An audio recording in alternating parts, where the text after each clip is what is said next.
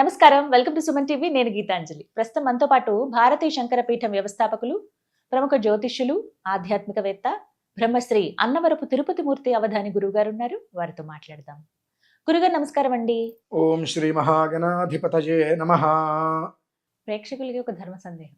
చాలాసార్లు కామెంట్లో పెడుతూ ఉంటారు. ఇది ఎవరన్నా పెద్దవాళ్ళు వచ్చినప్పుడు ఏమన్నా సంభాషణలు జరిగినా ఈ మాట, ఈ ప్రస్తావన వస్తూనే ఉంటుంది. ఏంటంటే మేము ఎంత పుణ్యంగా అంటాం. పుణ్యం అని అంటే ఎన్నో దాన ధర్మాలు చేస్తూ ఉంటాం, దైవికంగా ఉంటాము, ఎన్నో కార్యక్రమాలు చేస్తాము.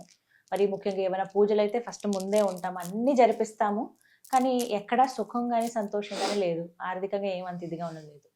కానీ మాకు తెలిసిన వాళ్ళు చూడండి, కనీసం ఇట్లా ఎవరికి పెట్టిన పాపాన పోరు, కానీ వాళ్ళు చూస్తేనేమో మంచి జీవితాన్ని అనుభవిస్తూ ఉన్నారు. ఎప్పటికప్పుడు అంటే గుళ్ళకి వెళ్తారు, బాగానే చేసుకుంటారు అంతే. అంటే గుళ్ళ దగ్గర చేస్తారు కానీ అవసరమైన వాళ్ళు ఎవరికి కూడా సాయం చేయరంటారు కొంతమంది. ఇలా రకరకాల మనుషులు ఉంటారు మన దగ్గర.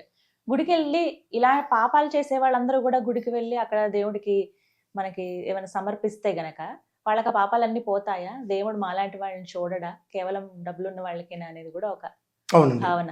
ఏం చెప్తారు దీనిపైన? చాలా ఉపయోగమైనదే. ఇందులో ప్రధానంగా మన సందర్భం ఏమొచ్చింది, మేము ఎన్నో దాన ధర్మాలు చేస్తాం, ఎన్నో పూజలు చేస్తున్నాం, ఎన్నో వ్రతాలు చేస్తున్నాం, కానీ మాకు అంత స్థితికి మేము వెళ్ళలేకపోతున్నాం. అవతల వాళ్ళు ఏమీ చేయకపోయినా వెళ్తున్నారు. నీ పుణ్యం మొత్తం వాళ్ళకి వెళ్ళిపోతుందండి. అలా ఎలా వెళ్తుంది అంటే, నువ్వు చేసేటువంటిది మౌనంగా నువ్వు చేసేసుకో. నాకు రావట్లేదు, నేనేం చేస్తున్నా అంటే నువ్వేదో ఆశించే చేస్తున్నావు. ముందు నువ్వు చేయవలసింది చేస్తే నీకు రావాల్సింది వస్తుంది. ఆశించి చేయకముందు, ఆశించకుండా నిత్య జీవిత విధానంగా చేయడం మొదలు పెట్టాలి ఫస్ట్. రెండు, ఇన్ని చేస్తూ ఎన్నో రకాలుగా పూజలు, పురస్కారాలు, ఆరాధన, నచ్చ అన్ని చేస్తూ నాకేమీ కలిసి రావట్లేదు, వాడు ఏమీ చేయడు, వాడికి అన్నీ కలిసి వస్తాయి అని ఎప్పుడైతే నువ్వు అంటున్నావో నీ పుణ్యం మొత్తం వాడికి వెళ్ళిపోతుంది. ఎప్పుడు కూడా అలా ఎదుటివాడు బాగుపడిపోతున్నాడు నువ్వు అనుకుంటే నీ అంతరాత్మ శుచిగా లేదుగా. శరీరం స్నానం చేసావు కానీ మనస్సు మాత్రం వికారంగానే ఉంది, కాబట్టి అది నీకు ఫలించదు. అయినప్పటికీ కూడా భగవంతుడు నీ యందు ఒక మోస్తరు ఉన్నాడు కాబట్టి కష్టాల ఊబిలోకి నువ్వు దిగట్లేదు. అక్కడి వరకు వెళ్తున్నావు, ఏదో రకంగా బయటకు వస్తున్నావు. అది మనం గమనించాలి. మరి ఇదే చాలా గొప్ప గొప్ప వాళ్ళని చూడండి.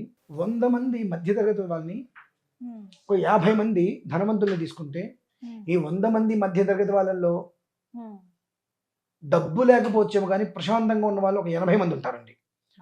కానీ 50 మంది ధనవంతులను తీసుకుంటే అందులో 45% డబ్బు ఉన్నప్పటికీ కూడా సుఖం లేని వాళ్ళు ఉంటారు. ఇందులో ఏది కావాలి అంటే అసంతృప్తి అనేటువంటిది మన జోలికి రానివ్వదు.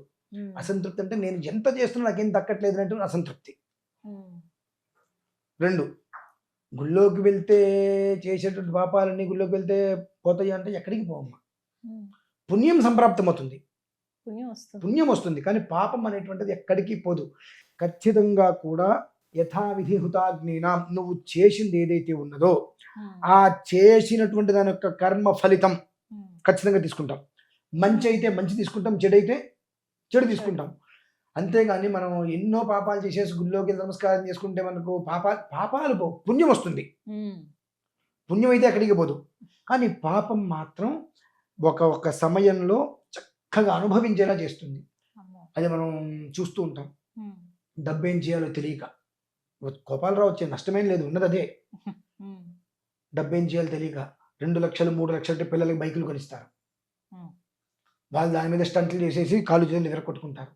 జీవితకాలం బాధే కదండి. నీకు డబ్బు లేకపోవచ్చు, అటువంటి బాధ నువ్వు అనుభవించట్లేదు కదా.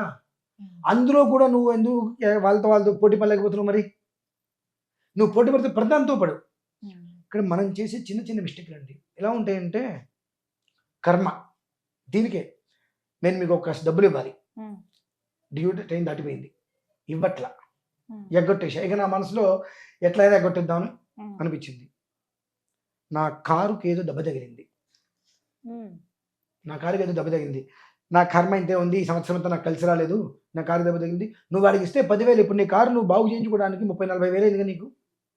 అంటే నువ్వు ఏదైతే చేసావో అంతకు మించి నువ్వు రూపాయి దాస్తే నీకు రూపాయి ఎలా వస్తుందో, నువ్వు రూపాయి మోసం చేస్తే రూపాయికి 2 రూపాయలు నీ చేత ఖర్చు పెట్టిస్తుంది. ఇది మనం గమనించాలి. ఇప్పుడు కూడా వాడికి ఏదో వచ్చేస్తుంది కదా. ఎవరికి ఏమొస్తాయి ఏం రాకపోతే నాకెందుకు? నా వరకు భగవంతుడు ఈ జీవితాన్ని ఈ రకంగా తినడానికి ఇచ్చాడు. ఇది కూడా లేని వాళ్ళు ఎంతోమంది ఉన్నారుగా. వాళ్ళకన్నా నేను బెస్ట్గానే ఉన్నా. బహుశా అంతే నేను కదా. చేసేటువంటి పూజల వలన అర్చనల వలన భగవంతుడు నా వంక చూస్తున్నాడు. కాబట్టి వాళ్ళతో అంటే అసలు లేని వాళ్ళతో పోలిస్తే నేను ఉత్తమం. నాకు భగవంతుడు సొంత ఇల్లు ఇచ్చాడు. ఆ సొంత ఇల్లు లేని వాళ్ళు ఎంతమంది ఉన్నారు? అలా మనం కంపారిజన్ చేసుకోవాలంటే మనకన్నా తక్కువ వాళ్ళకన్నా భగవంతుడు మనకి ఈ స్థాయిలో కూర్చోబెట్టాడు కదా. ఎంతో చదువు ఉండొచ్చు, చదువు ఉన్నప్పటికీ కూడా మనకన్నా తక్కువ స్థాయిలో చాలా మంది ఉన్నారు. దాంతో పోలిస్తే మనం భగవంతుని ఏదో ఒక రకంగా ఆరాధిస్తున్నాం కాబట్టి భగవంతుడు మనకి అవకాశం ఇచ్చాడు. నేను ఇంత చేస్తున్న ఆ స్థాయికి వెళ్ళట్లేదు అని అంటే ఆ స్థాయికి నేను తీసుకెళ్తాం పెద్ద కష్టం కాదు. ఆ స్థాయికి నేను తీసుకెళ్తే చివరికి మళ్ళీ యథాస్థానానికి వస్తావు. యథాస్థానానికి వస్తావు. ఏం లేదండి, నా స్థాయి నెలకి 1,00,000 రూపాయలు. నా దగ్గరకు 10 లక్షలు వచ్చి నేను ఏం చేయగలను? ఆ డబ్బుల్ని ఎట్లా ఖర్చు పెట్టాలి కూడా తెలియదు. దాన్ని ఎలా మేనేజ్ చేయాలి కూడా తెలియదు. ఒక్కోసారి పిచ్చెక్కేస్తుందండి. మన తిండి కూడా తినలేము. దీనికి ఒక చిన్న ఉదాహరణ చెప్పి క్లోజ్ చేసేస్తాను. నీ దగ్గర నెలకి నువ్వు 10,000-20,000 సంపాదించుకుంటున్నావు. ఆ వచ్చే దాంట్లో ఎట్లా కూడా నువ్వు కుటుంబాన్ని జాగ్రత్తగా లీడ్ చేసుకుంటూ వస్తున్నావు. ఆ భగవంతుని అలానే పట్టుకో.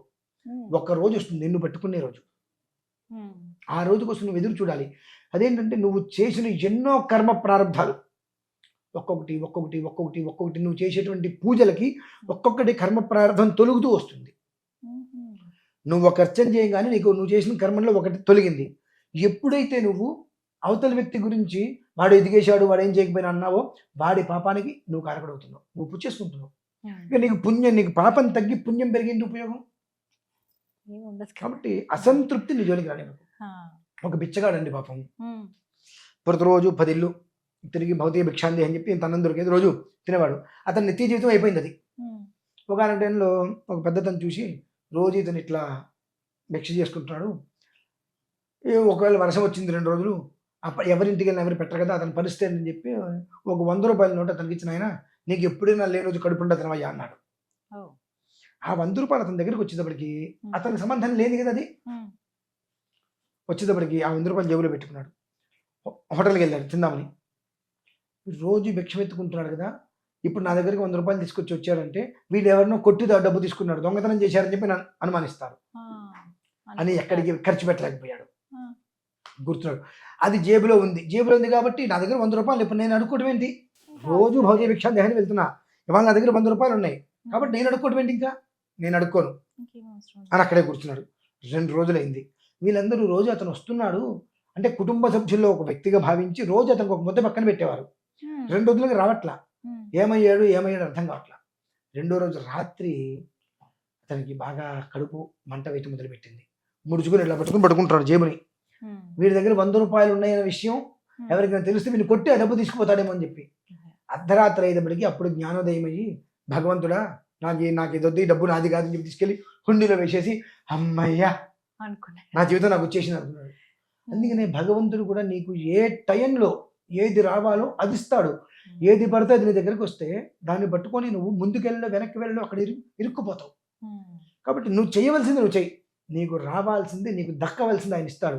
ఎప్పుడైతే నువ్వు ఎదుటివాడి మీద పడి వాడు ఎవ్వరికీ బెచ్చం పెట్టట్లా, పిల్లి కూడా బెచ్చం పెట్టట్లా, అన్నం తిని కాకి మెతుకు దొరకట్లా, అటువంటి వాడు బాగుపడిపోతున్నాడు అని అంటే ఎంతమంది వాళ్ళ గురించి అనుకుంటూ ఉంటారో అంతమందికి వాళ్ళ యొక్క పాపం మొత్తం వెళ్ళిపోతుంది.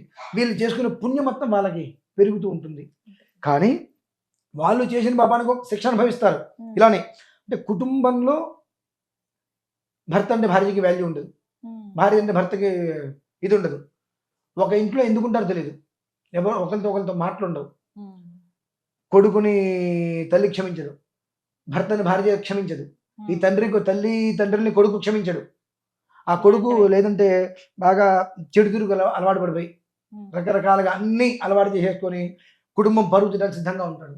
ఈ కష్టాలు మనకు కనిపించకూడదండి. కాబట్టి ఏంటంటే మనం చేసేటువంటిది మనం చేస్తే మనకు రావాల్సిన ఖచ్చితంగా ఇస్తారండి. అదొక్కటి గుర్తుపెట్టుకోవాలి. అసంతృప్తితో ఉన్న జీవితం ఎప్పుడు గడపకూడదు. ఎప్పుడైతే నీ మనస్సులోకి అసంతృప్తి అనేటువంటిది వచ్చిందో, ఏ ద్వారం నుంచి వచ్చిందో అదే ద్వారం నుంచి తృప్తి వెళ్ళిపోతుంది బయటికి. నువ్వు సుఖంగా ఉండలేవు. కాబట్టి నాకు ఈ జన్మ భగవంతుడు ఇచ్చాడు, నేను ఇవాళ కడుపు నుండి అన్నం తింటున్నాను. ఈ అన్నం దొరకని వాళ్ళు ఎంతమంది ఉన్నారు? వాళ్ళతో పోలిస్తే నాకు భగవంతుడు కడుపులో అన్నం పెట్టాడు కదా అనేటువంటిది ఆలోచన చేస్తే నీ ఒక ఆలోచనకి అవతల వ్యక్తి కూడా ముద్ద దొరుకుతుంది. ఆ పుణ్యం నీకు సంప్రాప్తం అవుతుంది. నువ్వు వాడిని దృష్టిలో పెట్టుకోకుండా నీ పైవాన్ని దృష్టిలో పెట్టుకుంటున్నప్పుడు నీ పుణ్యం అంత అయిపోయి అతని పాపం నీకు వచ్చేసేసి ఎదగట్లా. చిన్న లాజిక్ అమ్మా. ఇది ఒకటి దృష్టిలో పెట్టుకుంటే ఎలాంటి ఇబ్బంది ఉండదు. అంతే. ధన్యవాదాలు గురువు గారు. పరమేశ్వర.